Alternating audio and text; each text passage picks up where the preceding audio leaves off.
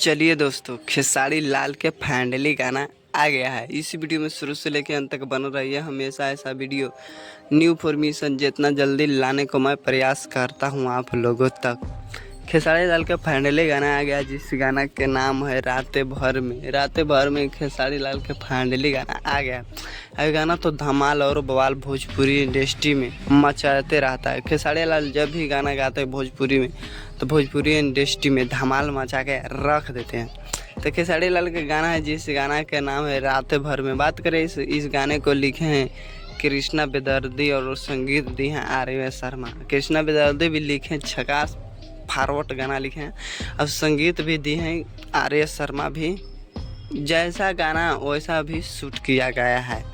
अब भोजपुरी इंडस्ट्री में धमाल मचा के रख देता है। अगर व्यू की बात करें तो व्यू भी अच्छा खासा रिस्पॉन्स पकड़ रहा है। अब आज 3 तारीख है, आज फाइनल मैच भी है, तो थोड़ा रिस्पॉन्स कम भी आ सकता है। इसकी मैच में तो सब कोई रहता है आज लगल, तो मैच में भी थोड़ा प्रभाव गाना पर पड़ता है। और खेसारी लाल है, कहीं भी धमाल मचा के रख ले रहते हैं। अब हम ऐसा वीडियो न्यू फॉर्मेशन जितना जल्दी लाने को मैं प्रयास करता हूँ। पूरा वीडियो देखने के लिए धन्यवाद।